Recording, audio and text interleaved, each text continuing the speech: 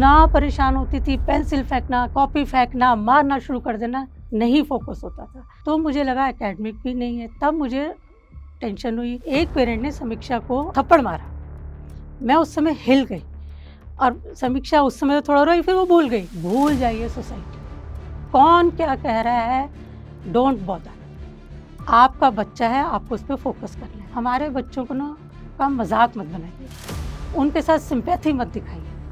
हर बच्चे में कुछ टैलेंट है, उसको मोटिवेट करिए, उसको एनकरेज करिए।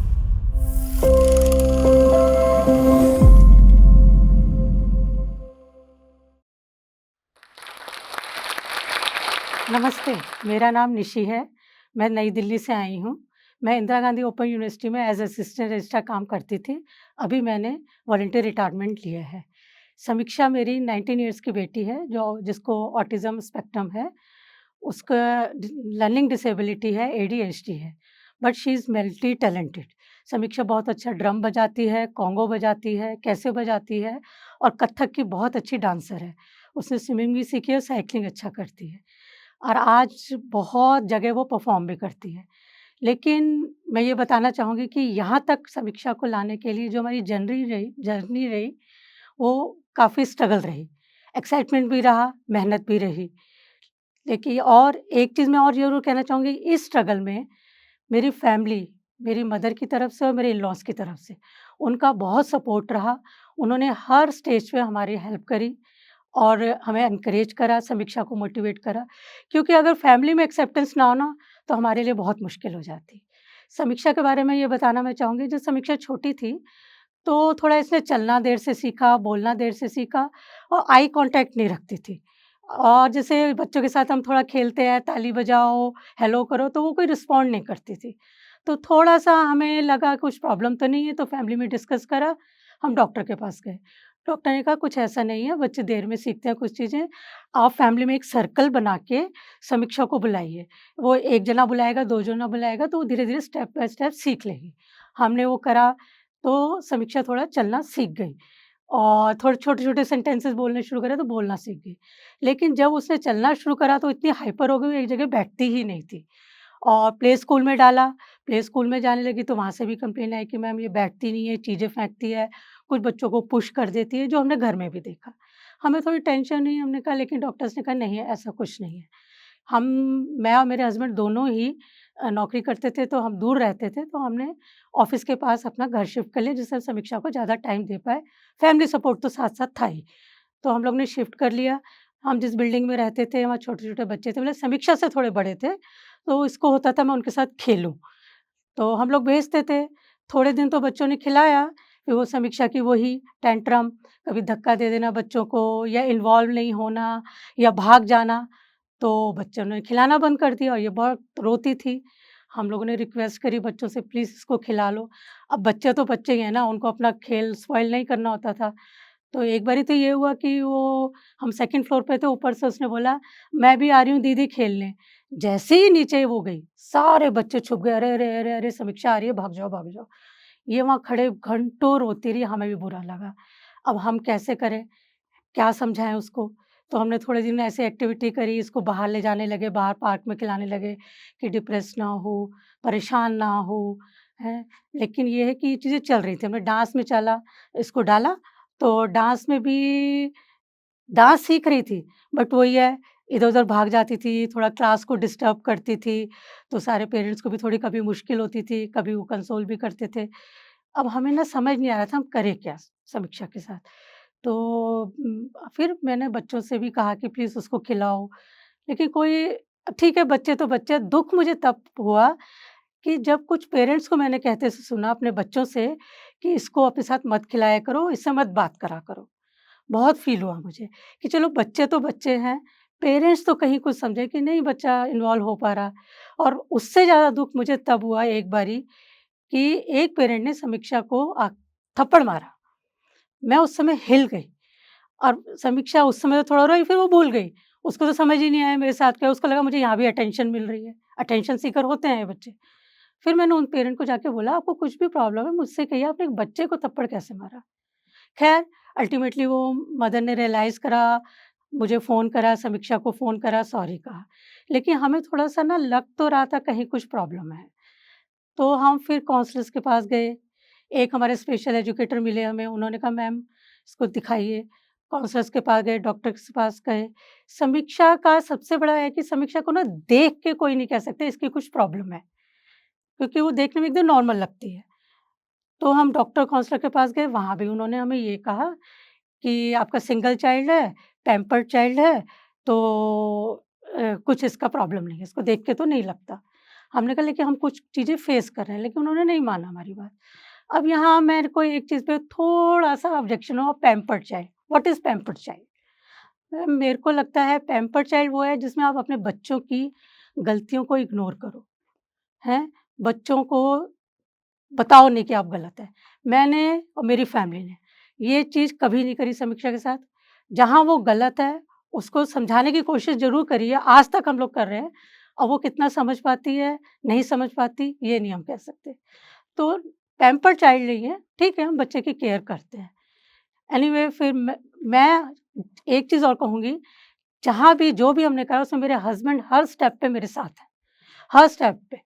तो हमने इसलिए मैं ये वर्ड यूज़ करी है हमने। तो हमने फिर सोचा हम खुद ही कुछ करते हैं। हमें खुद ही कुछ करना पड़ेगा जिससे ये बच्चों के साथ इन्वॉल्व भी हो और कुछ सीखे भी। फिर मैंने समीक्षा से कहा कि हम कुछ बच्चों को मिला के गेम्स करेंगे। तो एक चीज़ को कलर कॉन्सेप्ट भी नहीं क्लियर था, ग्रीन कलर, रेड कलर नहीं समझ पाती थी। तो मैंने ना थिएटर किया है, थिएटर की मैंने कई वर्कशॉप्स करी हैं। तो मैंने सोचा चलो मैं थिएटर की वर्कशॉप्स करती हूँ, बच्चों को बुलाती हूँ। हमारे पास सिर्फ़ सैटरडे का टाइम होता था, मैं और मेरे हस्बैंड ने डिसाइड करा और मैंने बच्चों इस तरह से समीक्षा जो है बच्चों के साथ इन्वॉल्व भी होगी, बच्चे भी खुश होंगे। तो मैंने अपनी बिल्डिंग के बच्चों को कहा कि हम सैटरडे ऐसे थिएटर वर्कशॉप करा करेंगे, एन्जॉय करा करेंगे, लेकिन मैंने डे फिक्स कर दी है कि हम करेंगे जैसे एक सैटरडे पिंक डे सेलिब्रेट करेंगे। तो सबको पिंक ड्रेस पहन के आनी है। मैं जो पोस्टर्स बनाऊँगी वो पिंक होंगे। हमारे घर में जो भी हम अरेंजमेंट करेंगे पिंक करेंगे। मतलब बिग पिंक चादर बिछाएँगे, इस तरह का हमने करा। बच्चों ने कहा ठीक है आंटी हम आएँगे। बच्चे आए, हमने थिएटर वर्कशॉप करी। मैंने अपने एक फ्रेंड को भी बुलाया जो थिएटर से है। तो शुरू में तो समीक्षा ने एन्जॉय करा। धीरे-धीरे वो फिर वो भाग जाती, बाकी बच्चे तो खूब एन्जॉय कर रहे हैं, कुछ लर्न कर रहे हैं, लेकिन ये भाग जाती। मतलब हमारा वो पर्पज़ सॉल्व नहीं हुआ। हालाँकि ये थोड़ा-सा कॉन्सेप्ट उसको क्लियर होना शुरू करा, ये पिंक पिंक क्यों है, इसको पिंक कहते हैं। उसको कलर का थोड़ा-सा चीज़ें क्लियर हुई। फिर मेरे हस्बैंड बच्चों को बिठा के स्टोरी बताते थे और स्टोरी क्या विद एक्टिंग वो सुनाते थे। तो उसमें भी क्या हुआ थोड़ी देर बैठती थी समीक्षा, ये तो उठ के चली जाती थी, बाकी बच्चे बहुत एन्जॉय करते थे। मतलब क्या हो रहा था कि सब बच्चे एन्जॉय कर रहे थे, हमारा बच्चा नहीं इन्वॉल्व हो रहा था। हमने स्टफ़ टॉयज़ बिठाए, उनके नाम रखे कि पढ़ाने के लिए जैसे थोड़ा सिखाने के लिए कि अरे देखो ये तो नहीं कर पा रहा, समीक्षा ने कर लिया। थोड़ी देर एन्जॉय करती है, फिर वो उसका वो फ़ोकस होता ही नहीं था, हैं? फिर आया एकेडमिक पोर्शन।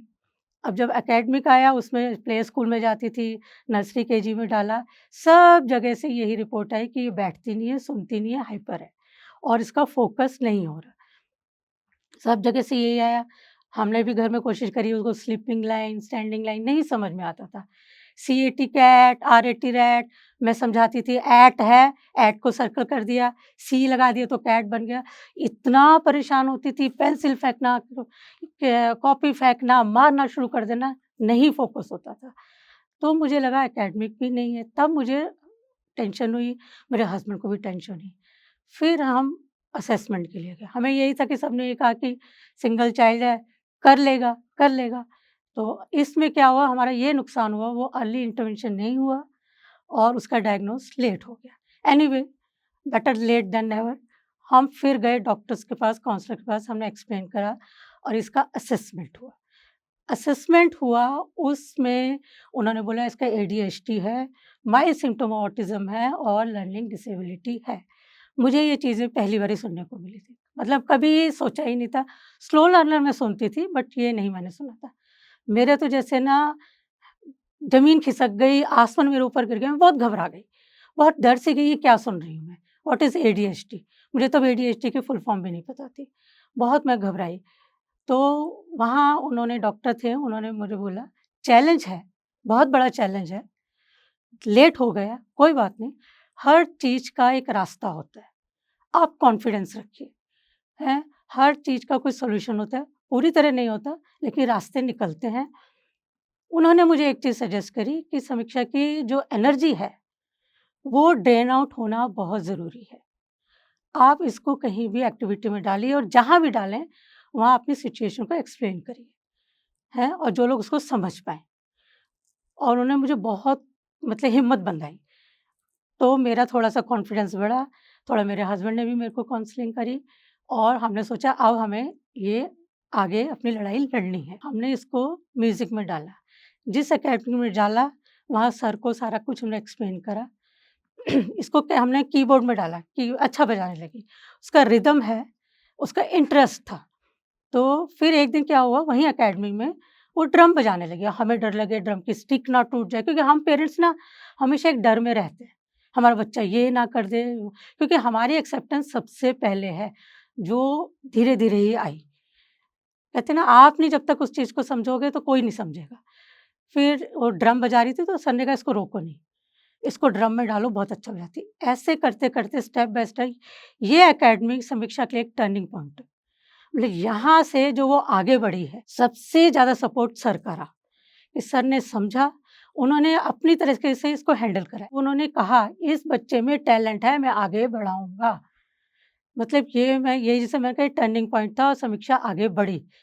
हालाँकि हमें डर हमेशा कई बारी वहाँ से भी आया कि थोड़ा तंग कर रही है, कुछ है, लेकिन उन्होंने कहा, "जब तक कोई मेजर चीज़ नहीं होगी, हम आपको डिस्टर्ब नहीं करेंगे।" मतलब वो समीक्षा को समझने वाले मिले। स्कूल्स में कई स्कूल्स हमें चेंज करने पड़े समीक्षा के। हम 1-2 बारी हम मैं बहुत डिप्रेस हो गई, एक अपने स्कूल के हेड के पास बैठी थी, रोने लगी। तो उन्होंने मुझे कहा, "रोने की क्या ज़रूरत है?" मैंने कहा, "पेरेंट्स ऐसे करते हैं।" कहते, "आपने पेरेंट्स को बताया कुछ कि ये इसकी प्रॉब्लम है, स्पेशल चाइल्ड है?" मैंने कहा, "बताया है।" तो उन्होंने मुझे कहा, "अगर पेरेंट्स जानने के बाद नहीं समझ रहे, दे आर एबनॉर्मल। अगर वो समझ के भी नहीं समझ रहे, तो आप मत सोचिए उनके बारे में।" और उन्होंने दूसरी चीज़ मुझे कही, "भूल जाइए सोसाइटी। कौन क्या कह रहा है, डोंट बॉदर। आपका बच्चा है, आपको उस पे फ़ोकस करना है।" ये मेरे लिए बहुत ही फ्रूटफुल एडवाइस थी, क्योंकि कहीं न कहीं हमें लगता था, अरे! वो क्या कहेगा? हम पेरेंट्स होके भी हमारे दिमाग में ये चीज़ आती थी। ये हम ये जब उन्होंने कहा भूल जाओ, लोग क्या कह रहे हैं? अगर वो नहीं समझे, ना समझे, आपको अपने बच्चे को समझना है और आप उसके साथ आगे बढ़िए। फिर इसने म्यूज़िक वगैरह इसने करना सीखा, सब कुछ इस तरह से आगे बढ़ती गई, बढ़ती गई। कई जगह प्रॉब्लम भी हुई हमें, कई बारी प्रोग्राम में जाते हुए उसका मन नहीं करा, लेकिन उसका इंटरेस्ट बना, कई जगह परफ़ॉर्मेंसेज़ की, कई जगह उसने सब कुछ किया और इसको एप्रिसिएशन मिला। हालाँकि उसके टेंट्रम चलते रहे, थोड़ा मेडिसिन भी चलती रही, वेट भी बढ़ा, थोड़ा वो परेशान हुई, लेकिन इस तरह से हमारी जर्नी थोड़ी आगे बढ़ी। हमने उसके एक चीज़ हमने और करी, उसके ऊपर जो एकेडमी का प्रेशर बिल्कुल ख़त्म कर दिया। क्योंकि हमें लगा कि ये एक इसके लिए बहुत क्योंकि वो नहीं समझ पा रही और उससे उसका जो है एग्रेशन इतना बढ़ जाता है कि हमें कई बारी समझ नहीं आता हम क्या करें। थोड़ा-सा लगता था हमने उसको अपने नाम की स्पेलिंग भी ऐसे सिखाई कि एक वर्ड मैं बोलूँगी, एक अल्फ़ाबेट तुम बोलोगे, एक अल्फ़ाबेट पापा बोलेंगे। ख़ैर सीख गई। तो परफ़ॉर्मेंसेज़ वग़ैरह जैसे मैंने कहा अच्छी करी, बहुत एक्साइटमेंट इसको होता था, अपना कॉन्गो खुद तैयार करती थी, मेकअप खुद करना सीख लिया, सब कुछ इसने अपने आप करने लगी। लेकिन अब थोड़ा है कि समीक्षा आ गई है टीनेज में, तो टीनेज की प्रॉब्लम्स अपनी अलग होती हैं। अब उसको चाहिए फ्रीडम क्योंकि समीक्षा वर्बल है? तो लोगों से बात करती है या मोबाइल पे क्या देखती है, क्या समझती है, हमें नहीं पता। मतलब समझ है भी और उस नहीं भी है। चीज़ें समझ आती हैं लेकिन उनको कैसे हैंडल करना है उसको नहीं पता। गलत-सही का नहीं समझ है, ये हमारे बच्चों की प्रॉब्लम है। तो अब क्या है टीनेज का उसको लगता है मुझे फ्रीडम चाहिए। कई बारी ऐसे एक दिन गुस्से में बोली, मैंने कहा तुम क्या कर रहे हो? कुछ अपना प्रैक्टिस कर लो या मोबाइल उसको लगता है मम्मी शायद मुझे लगता है सब बच्चों को होता है, मदर ज़्यादा इंस्ट्रक्शंस देती हैं। तो कहती हाँ, मुझे बंद कर दो जेल में। तो मुझे हँसी आई, थोड़ा गुस्सा भी आया। तो मैंने कहा ठीक है, तुम्हें अगर लगता है कि तुम्हें जेल में बंद है तो मैं दरवाज़ा खोलती हूँ, यू आर फ्री, आप जाओ बाहर। तो उसको रियलाइज़ हुआ मैंने तो कुछ गलत बोला है। नहीं, नहीं, नहीं, नहीं, है अपना बैठ गई। मतलब कई बारी वो ट्रिक काम कर जाती है, कई बारी नहीं करती है। हम लोग भी कई बारी हो सकता है कि गलत तरीके से भी हैंडल कर देते हैं, कई बारी हमारा भी गुस्सा आ जाता है तो गलत होता है। बहुत ध्यान रखने के बाद भी अभी क्या है, मेरे को गुस्सा है क्योंकि मैं पूरे टाइम साथ रहती हूँ, तो मेरे हस्बैंड हैंडल करते हैं। तो ये सपोर्ट से चल रहा है। तो अभी उसको थोड़ा-सा मेरे से रहता है, टीनेज है कि मम्मी, मम्मी मतलब हमेशा सामने दिखती है। उसको लगता है मुझे फ्रीडम है, मुझे अलग सोना है, अलग खाना है, मुझे अलग क घूमना है। थोड़ी फ्रीडम देते भी हैं क्योंकि अगर बहुत ज़्यादा हम रिस्ट्रिक्शंस करेंगे ना, तो उसके लिए भी प्रॉब्लम है। यानी तो थोड़ा-सा ये टीनेज वाली प्रॉब्लम्स आती हैं। फ्रेंड्स बनाने हैं, आती हैं। वो समझती है, समझाते हैं तो थोड़ा सुनती भी है। हम कहते हैं अगर मोबाइल आप देख रहे हो बेटा ये देखो, नहीं मैं मम्मी गाने सुनूँगी, फिर गाने सुनती है। तो ठीक है, थोड़ा कुछ इधर-उधर रील-वील देख लेती है कुछ, हम कहते हैं कोई बात नहीं। क्योंकि ज़्यादा हम इस एज में अगर हम टोकेंगे ना, तो ये उसके लिए भी अच्छा नहीं है। हम भी अपने बारे में सोचते हैं तो हमें भी कोई टोकता है तो बुरा लगता है। तो ये है, आगे बढ़ी, अभी कर रही है लेकिन अब ये टीनेज की प्रॉब्लम क्या है, थोड़े से मूड स्विंग ज़्यादा हो गए हैं। मतलब कहीं जाने के लिए हाँ, नहीं वो वाला है, प्रोग्राम के लिए भी थोड़ा-सा मूड बनाना पड़ता है। पर कर रही है, अपनी प्रैक्टिस रेगुलर कर रही है, अपने क्लासेस रेगुलर कर रही है, बस एकेडमिक उससे नहीं बोलो। तो ये उसका है।